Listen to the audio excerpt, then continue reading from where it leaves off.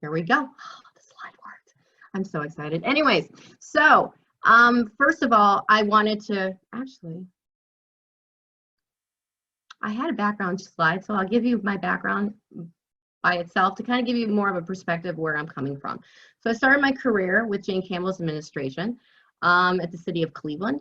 And so I started in public sector work, and I was very blessed in working with a female leader. And so I talked to that because we are a women's group and we're very, so let's get started. So the Families First Coronavirus Response Act was actually an expansion of FMLA. And what is FMLA? So many of you may never have had to deal with FMLA because of the fact that you work with smaller entities. So the Family Medical Leave Act was actually a concept of, you know, for 12 work weeks, you get unpaid leave in a 12-month time period. Okay, seems logical. And actually it was created for pregnancy. It was originally put into place for mothers to be able to take care of their children. Actually has expanded not only from maternity, but also paternity, so that men can actually stay home with their newborns as well. And so that's why it's care for a newborn as well as birth of a child.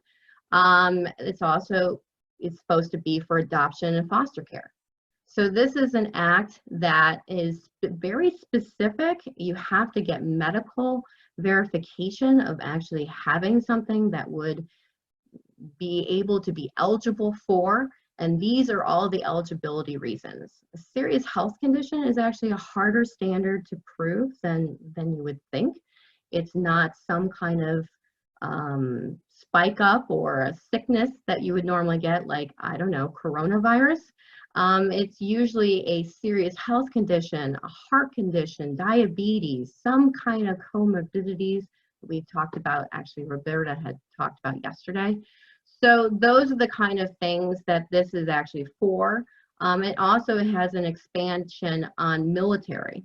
So these are some of the expansions that were already placed under the FMLA law. So you have to understand what the underlying law is first, to then understand the changes that were made to it in the last couple of weeks. So who is qualified under FMLA normally? This is before we talk about the coronavirus and COVID-19. Who is actually covered? So normally, private sector, 50 or more employees, all public agencies, and both public and private elementary and secondary schools. All right, so you're thinking to yourself, this doesn't pertain to me. Why am I even sitting here right now? Well, in actuality, it does pertain to you now once we go into the new expansions. The next is who can be an eligible employee. They had to have worked for a covered employer, so it has to be covered by that definition above. You have to have worked at least 12 months. You have to at least work 1,250 hours during the immediate preceding 12 months. And you have to work at a location for at least 50 employees within 75 miles. So this comes into play primarily when you are dealing with bigger entities that have locations in different locations.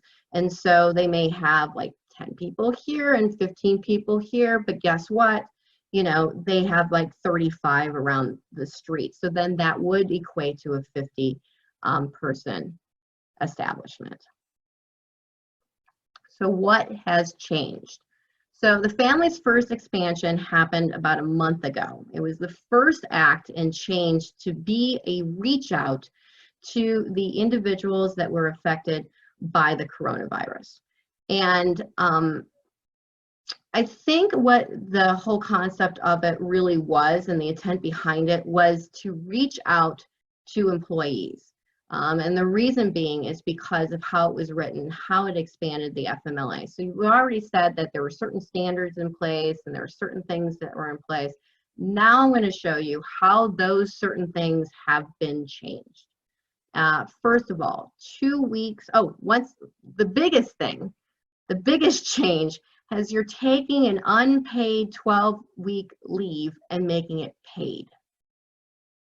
That's right, paid leave. which is something that is really seriously unheard of in FMLA ever.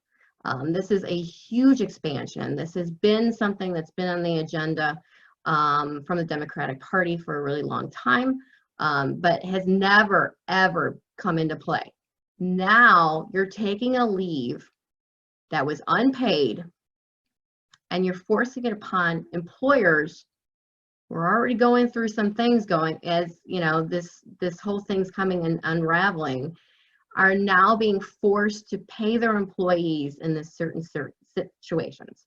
First of all, 2 weeks. So an employee is eligible for 2 weeks paid leave if they are quarantined or they're experiencing COVID-19 symptoms and seeking medical diagnosis. As you all know, testing was actually quite an issue at the beginning. That's why it was written as such, because a lot of people couldn't get access to testing to verify if they had or did not have COVID-19. So as an employer, you would have to pay your employee this. You have to pay them their full regular rate if they're being quarantined or for COVID-19 symptoms. Totally makes sense. But then it expanded further for those people not experiencing COVID-19 but are unable to work because of a bona fide need to care for an individual or care for a child under 18 whose school or child care provider is closed. So now things are getting a little bit more interesting. Now it's expanding. So again, FMLA has always been for a serious health condition, for a birth or something very, very serious. Now you're opening and expanding this law to now incorporate some very interesting things that are, I'm going to say it, we hope are temporary. But here we go. Then they have the additional 10 weeks, again at 2/3. There are capped rates. I didn't go ahead and share those cap rates. If you're interested to know those, let me know. But up to an additional 10 weeks, 2/3 regular rate if you're unable to work because of a bona fide need to care for a child during this whole entire thing. So you're like, okay, I'm still okay. This doesn't pertain to me. Unfortunately, it does. So what they did was they expanded FMLA to, that's right, all employers that have 500 or less employees. That's all of you. So every single person that's on the call that are possibly, you know, business owners yourself, you have one employee, you are the only employee, you have other people that are just employees.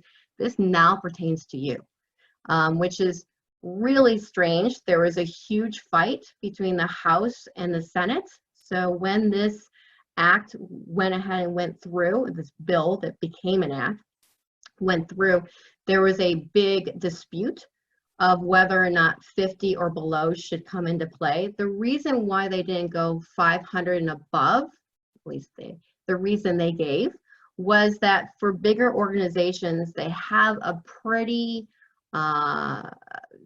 huge volume of paid time off.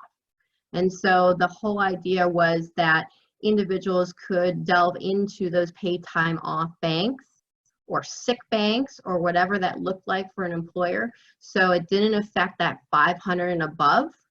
What's very interesting, if you go online and you start looking at how many people this really affects, there's a huge amount of employers that it doesn't affect with that 500 and above. So between the House and the Senate, they came up with this caveat that if small businesses with fewer than 50 employees are not exempt, but may qualify for exemption due to school closing and childcare unavailability, if would jeopardize the viability of business. Okay, so the viability of business is kind of what you want to think about. So what does that mean? That's a really good question, especially with the interwoven of the concept of the CARES Act, which we're going to talk about next.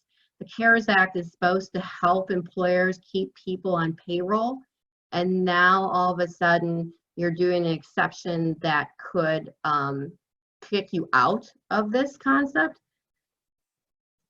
Nothing's really been kind of cleared up yet. I think this is going to become an issue, but I think just so you know, as a small business owner, when this concept comes to you, that you have something to kind of be able to fight. Okay, so also the eligibility of the employee completely dramatically changed. You heard that you have to work there for 12 months. You have to have what, 1,250 hours. All that's blown apart for COVID-19. All you have to do to be eligible for the first 2 weeks is be an employee. That's it. And secondly, employees employed for at least 30 days are eligible for up to an additional 10 weeks of paid leave to care for their child under certain circumstances related to COVID-19. So you're saying, oh my goodness. So now this is affecting me as a business owner. I'm looking at my employees. So I don't know if some of you have people that have been affected by COVID-19. I have been blessed that I don't know somebody personally that I know of at this point, but I can really see this particular information to really come into play, especially with the governor's announcement yesterday that said point blank that kids aren't going back to school this year. So kids aren't going back to school this year, but we're all supposed to open up by May 1st. So there's a little bit of conflict there. And so will employees then claim this topic? That's a really good question. Also wanted to go into, you know, how you, different changes to the qualifiers. So, you know, as I said, the qualifications for FMLA was pretty stiff. It had to be a serious health condition. It had to be a birth of a child. Now you're opening things up pretty significantly. I mean, you don't even have to be technically diagnosed. You don't have to have medical documentation that you had COVID-19. You can just say that you have symptoms of COVID-19. There's no proof of those symptoms of COVID-19. And so it gets a little bit murky, or as I like to call gray in my area. And so you're starting to look at some of these qualifiers now that are a little bit more lax, to say the least, compared to your regular FMLA law that has been very serious and very specific on having medical documentation to prove things. So the medical documentation to prove things are not there. So keep that in mind. So now caring for an individual subject to an order or a self-quarantine. Am I taking care of my husband in self-quarantine right now? I don't know. Who's going to verify that? So this has become a little bit trickier in the employment space, especially when you're dealing with your employees and if they are actually asking for family medical leave.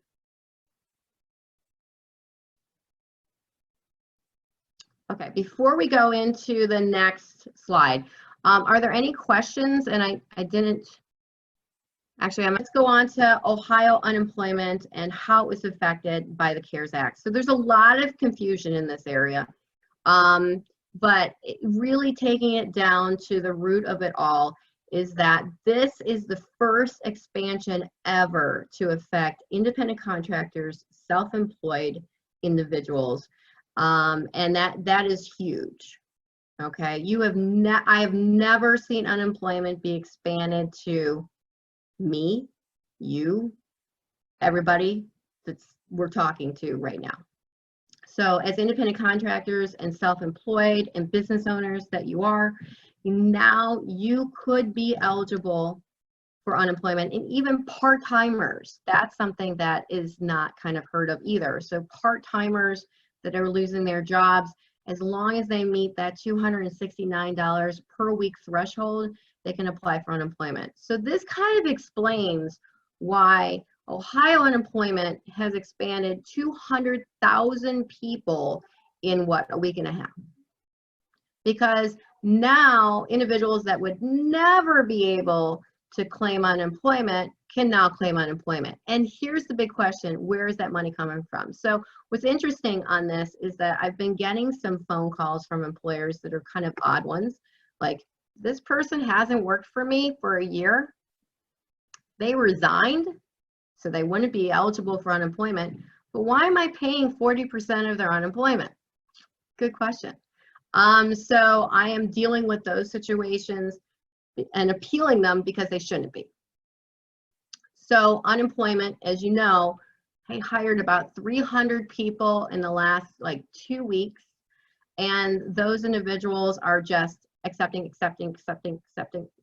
claims. And so with this accepting, there's been a lot of misunderstanding on the opposite side of where that money is coming from.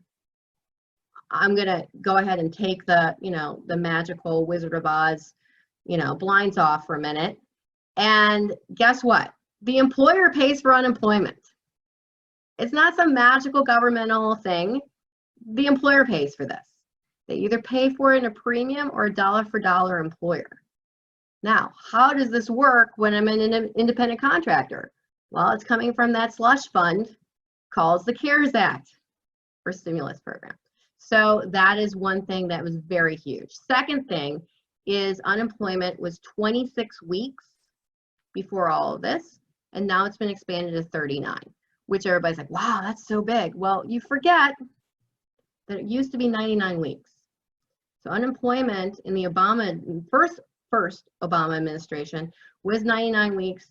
Obama actually changed it to 26 or whatever the state. So there's different states have different weeks. They're primarily 26 weeks now, but it's only expanding 26 to 39.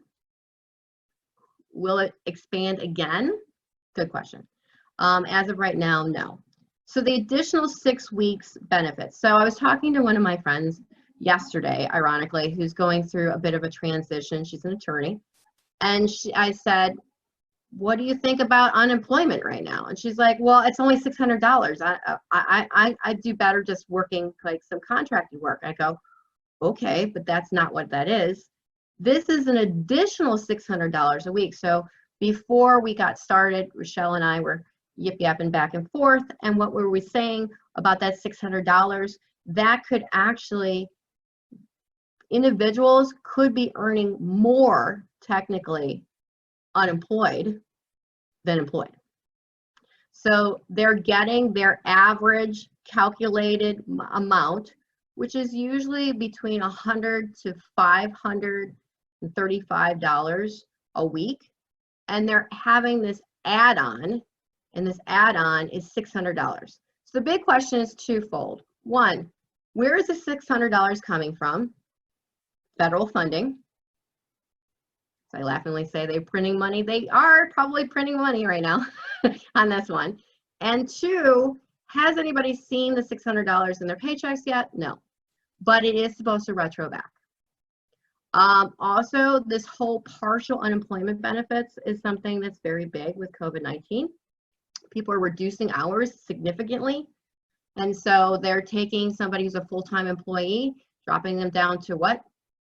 20 hours a week. And so that they are now eligible to file for unemployment because they have been seriously affected by COVID-19 because their hours have been slashed. And also the big question I also deal with a lot is, but my employer is furloughing me, which I love that term. They are furloughing me. They're keeping my health insurance. How does that affect my unemployment? It doesn't affect it at all. The employer is being kind. They're keeping your insurance, but that's not going to affect your unemployment at all. Next. So, wanted to make sure that you know that even though unemployment is being expanded in those ways, the criteria has not changed of unemployment. So, unemployment is reserved for who? Layoff or furloughed individuals. 2, people that have been terminated for without just cause. And last, lack of work or reduction in force. In this case, it's due to COVID-19. So none of this criteria has changed. So big question, been getting it right and left, is this one: what if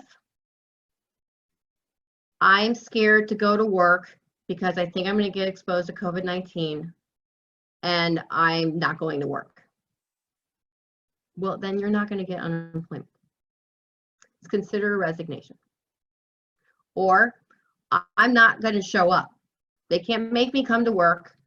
I don't want to do this.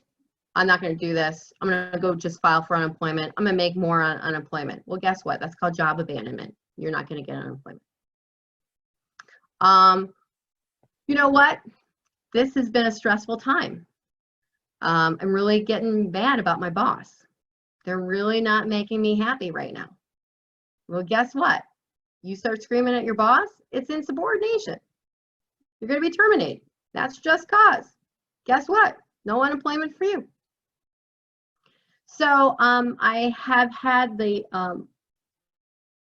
luxury, I'm going to say the luxury of being able to help people on both sides. And I've been able to guide people to correctly leave their employer in the best possible way as possible for them, and to not get terminated for just cause in the process, so they don't give up their unemployment rights. So if anybody knows me, I say a couple of things. 1, don't sign anything. 2, don't resign. So that gives up any of your rights for unemployment. So I think I did see a couple of questions kind of pop up, and I can't bring them up right now. So please unmute yourself and ask some questions. So the CARES Act. So I didn't want to, I'd be remiss if I didn't go into what the CARES Act is actually doing, and I do have limited time, but I did want to share with you some of the financial assistance that's out there as business owners and individuals. First of all, I wanted to explain the recovery rebate. And so it kind of gives you a better understanding of what this is, because everybody's talking about this $1,200 check we're all getting in the mail, and why haven't we gotten it yet? And this is what it actually is. It's a question if you will even be eligible for it. So individuals are up to $1,200 if they're less than $75,000 a year, and they're looking at last year's tax records to come into play on this. If you are actually making more than that, if you hit that $99,000 a year, then you are not eligible for anything up above. So $100,000, you get nothing. Be aware of that. And then couples, you can make up to 150. You can get that 2,400, and then you get an additional 500 for your children. But this can all be kind of skewed based on what your tax records look like from last year. So that's what they're basing this on. So this is the check that's in the mail. This is what the reality of it is. You may get different parts of it. This is not something you have to apply for. This is all based on your tax records. The second is the EIDL. It's something that I know I applied for. It's an advancement of $10,000 a company, but it is also pertains to how many employees you have. So if you have less than 10, then you're not going to get 10,000. So if you have 2 employees, you'll get 2,000. So that's how it's kind of on a grading scale. I highly recommend you talking to your financial advisor, your accountant, to kind of see how to apply. And everybody's like, but I don't think there's any money in any of this yet anymore. I'm like, well, guess what? There is. There is money. They are looking at refunding the PPP, which is the other one that I want to talk about, is the Paycheck Protection Program. This is another one that you can apply for as a small business owner. They go ahead and they forgive these loans if you meet certain criteria. So the whole idea of PPP is to keep your employees employed. They don't want everybody to go and run to unemployment. This was the whole concept of, I'm going to help small business owners keep their employees, and we're going to do this by giving them a business loan that they don't have to pay back. Again, federal funding limits is coming into play because anybody who has been following the lovely internet and everything else right now, you are seeing some issues with this not being funded anymore. Guess what? You're seeing Congress come up with, that's right, trillions of dollars more. So definitely, if you meet these criteria, this is something that you want to look towards to help. And this is, the PPP is really for payroll, your mortgage, your rent, your utilities. Now with the 90 days that they cannot go ahead and foreclose on commercial real estate, that was just enacted by our governor last week, that they can't evict you from your space from working. So keep that in mind too. I'm seeing everything kind of blow up. Let me go ahead and get through the next one. I did want to come up and tell you about litigation avoidance for small businesses.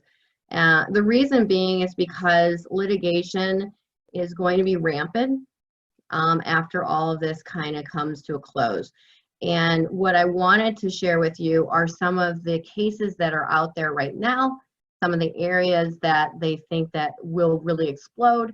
And, you know, I've definitely reconnected with my alumni association and with the Cleveland Metro Bar Association, and they're seeing the exact same thing. So the workplace safety concerns with OSHA.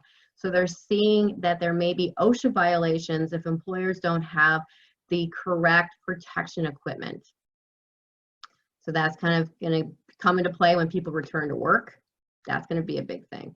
American Disabilities Act discrimination. So they're saying that there are going to be some serious repercussions from COVID-19, meaning that individuals that do survive COVID-19 may have some kind of disability from it because it is actually harming the lungs.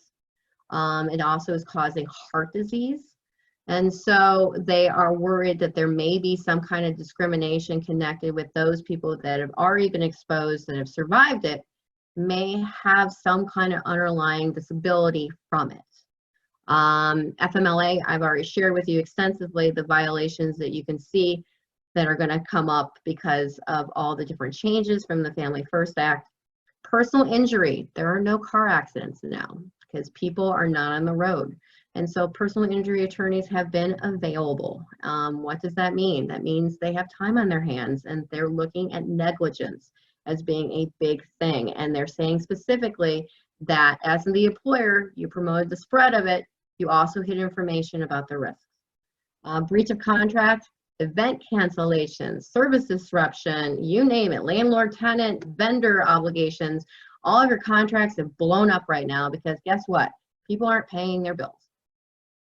So you're going to see a lot of different breach of contract aspects of things, especially since everything has been closed down. Good news is the courts are not open to non-emergency cases until June 30th. But bad news is all the statute of limitations have been tolled, which means tolled, T-O-L-L-E-D, tolled. I can say that fast.